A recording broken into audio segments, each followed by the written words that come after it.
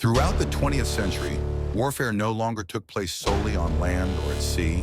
The skies also became a critical battlefield. Amid the arms race between global superpowers, an icon emerged, completely transforming humanity's perception of aerial warfare. That icon was the F-117 Nighthawk, a stealth aircraft that represented a masterpiece of technology and one of the U.S. Air Force's most closely guarded secrets. Let's delve into the fascinating history behind the creation of this extraordinary aircraft. The Lockheed F-117. A Nighthawk was America's first stealth fighter aircraft, experiencing numerous ups and downs throughout its service life. The F-117A Nighthawk, often referred to as the Nighthawk, was the first aircraft in the world to be entirely designed using stealth technology, and it was exclusively operated by the U.S. Air Force. Many believe that the primary purpose of developing the F-117 was to serve in the Gulf War, a view largely driven by the fact that the F-117 truly shined during this conflict. However, a recently declassified U.S. Air Force document, highlighted by Military Watch magazine, has revealed the actual purpose behind the F-117's creation and the extraordinary, almost thrilling process involved in its development. The history of its creation is filled with controversy. In the 1960s, the concept of stealth sparked intense debate within the global scientific community.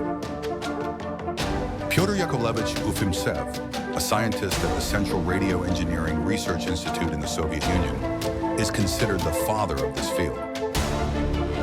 In 1954, Pyotr Yakovlevich Ufimtsev began studying the reflection of electromagnetic waves and published several important papers on how radio waves reflect off two-dimensional and three-dimensional objects. One of his most significant discoveries was that the shape of an object, not its size, determines the reflection of radio waves. By 1962, Ufimtsev developed a mathematical model to solve high-frequency diffraction problems, which he presented in his paper titled Edge-Wave Method in Diffraction Theory, published in the Journal of the Moscow Institute of Radio Engineering. This method enabled the calculation of radar wave diffraction models from aircraft, as well as the design of shapes that do not reflect radar waves back to the source, effectively making the aircraft nearly invisible on radar screens. Ufimtsev's research was translated into multiple languages, paving the way for the development of stealth aircraft designs. In the 1970s, a Lockheed analyst obtained classified documents from Ufimtsev through a series of technological intelligence operations, including an important research paper by Ufimtsev. Lockheed immediately applied Ufimtsev's research to program supercomputers to create radar signal reflection models for fighter jets. It was during this time that the initial concept for the F-117 Nighthawk was born. The decision to produce the F-117A was made in 1973, and a contract was awarded to Lockheed's Advanced Development Projects, commonly known as Skunk Works, in Burbank, California. The program was led by Ben Rich. On June 18, 1981, the first flight of the YF-117A prototype, serial number 79-0780, took place at Groom Lake, Nevada, just 31 months after the decision to fully develop the aircraft. This success was a significant blow to the Soviet Union, as the F-117 was the only stealth aircraft in the world built by the U.S., yet it was based on critical research from the Soviet Union. The F-117A was first delivered in 1982, with operational capability fully achieved by October 1983, and the final delivery took place in the summer of 1990. The Air Force denied the existence of this aircraft until 1988, and then in April 1990, one was publicly displayed at Nellis Air Force Base in Nevada. The purpose of developing the F-117 was not to serve in the Gulf War, as previously thought, but rather to penetrate the most dense and complex air defense network in the world, which had been created by the Soviet Union? Why did the U.S. develop the F-117 to target the Soviet Union? In the late 1980s, the Soviet Union's new air defense systems rendered America's super aircraft of the time, such as the B-52H and B-1B bombers and the F-111 strike fighters, virtually useless. Shortly before the F-117 was officially introduced into service, the Soviet Union had equipped its forces with two advanced fourth-generation heavy interceptor aircraft, the MiG-31 and MiG-25PD. The MiG-31 was equipped with the world's first phased array radar and the R-33 radar-guided active homing air-to-air missile. Additionally, the Soviet Union was equipped with a long-range S-300 air defense system, which made American aircraft highly vulnerable to Soviet air defenses. The F-117 entered service with relatively primitive stealth technology. Although it could be easily detected by long-wave radar, it was nearly undetectable by most Soviet aircraft and air defense systems at longer ranges.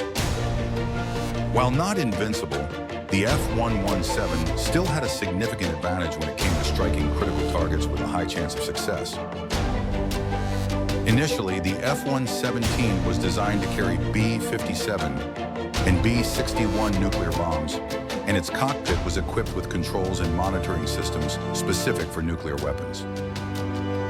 To enhance the aircraft's stealth capabilities and penetrate Soviet air defenses, the U.S. planned for the F-117 to receive intelligence about enemy air defense positions and carefully plan flight paths to avoid potential threats.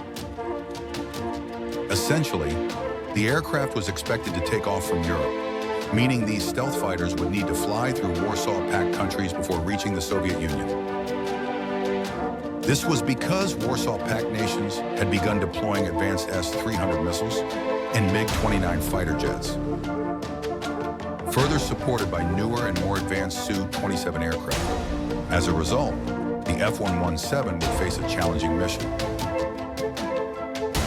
The F-117 fighter jet, equipped with tactical nuclear warheads like the B-57 or B-61, was capable of targeting critical locations such as military bases and enemy barracks.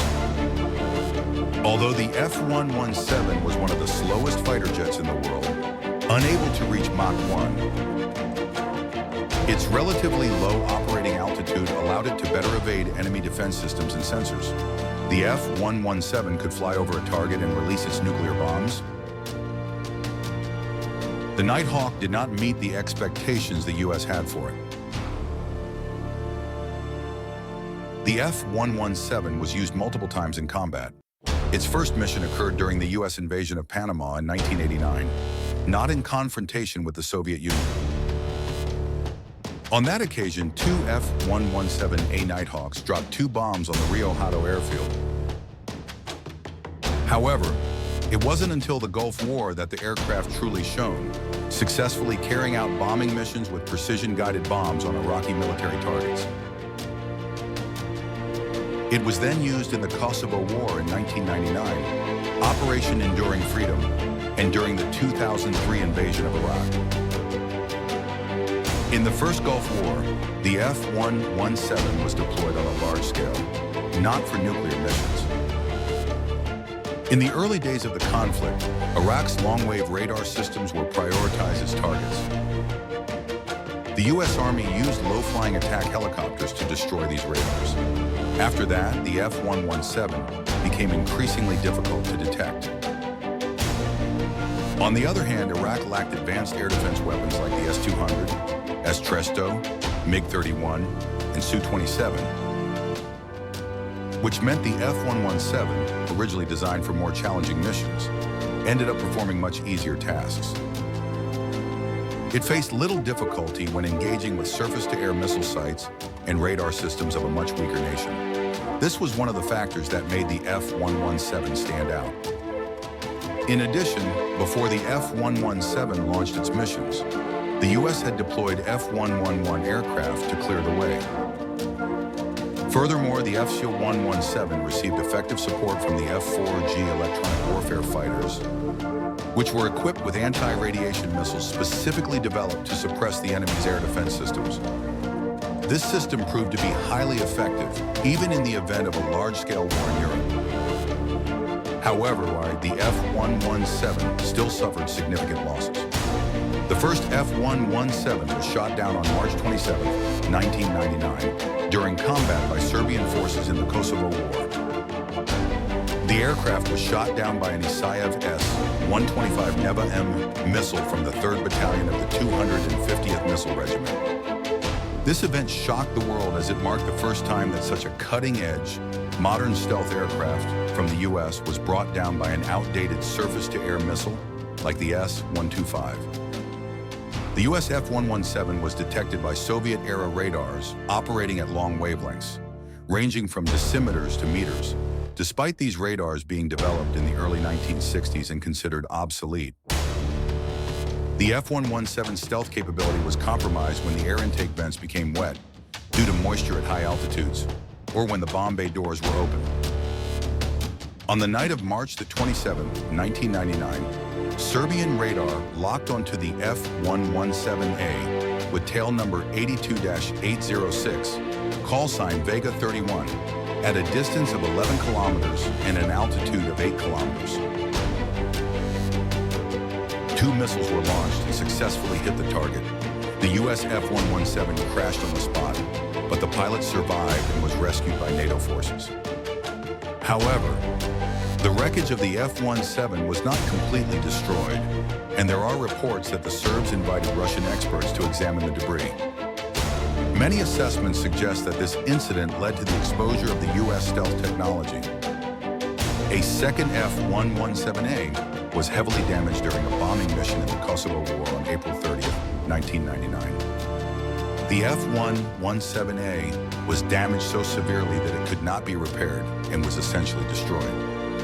However, because it did not crash on site, the U.S. Air Force concealed this loss for many years.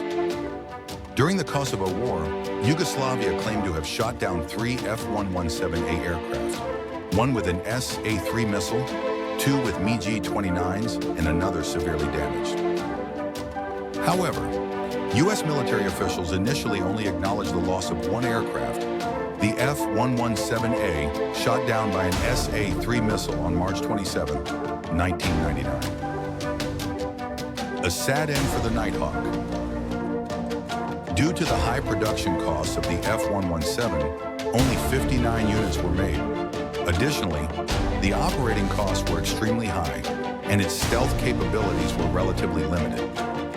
The F-117's stealth design, based on its external shape, which impacted its aerodynamic performance, represented an older form of radar-evading technology, significantly different from the advanced methods used today. Since 2006, there have been multiple reports indicating that the F-117 was nearing retirement. As the U.S. increased production of the F-22A, with 4 units being built and starting to enter service with the U.S. Air Force.